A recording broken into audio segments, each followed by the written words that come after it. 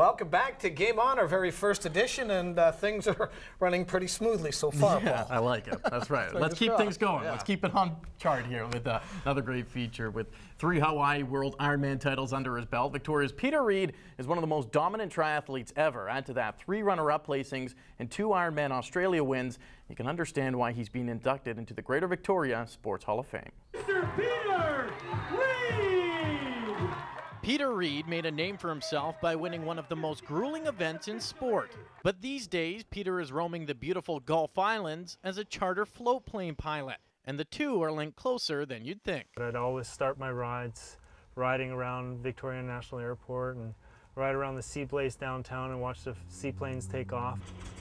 It was his racing career that gave Peter the energy to battle into the airline industry. You know, I had to start at ground zero, just like I did with triathlons.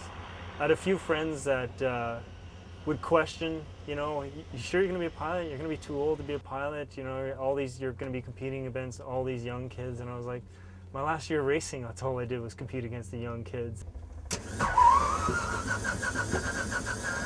So while Reid is focused on flying these days, his induction into the Greater Victoria Sports Hall of Fame has allowed him to reflect on his career. Lately I've been thinking a lot about my victories, which I've kind of forgotten about over the years, and it's kind of a reminiscence, and being mentioned for this award it's brought back a lot of great memories. That being said, Reid doesn't miss his Ironman days too much. My long training days as a triathlete were anywhere from 8 to 9 hours.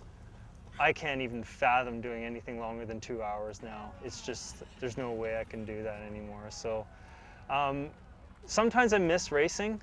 I don't miss the training. I just can't mentally do it anymore. Peter now lives on the Lower Mainland, but credits his shift from Quebec to Victoria for his sporting success.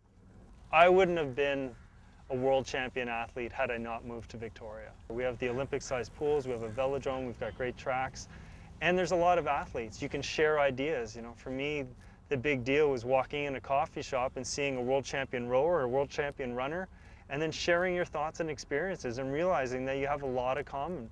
And it motivated me. Reid has now achieved both his racing and flying dreams, and his Hall of Fame induction endorses him as one of Vancouver Island's greatest athletes.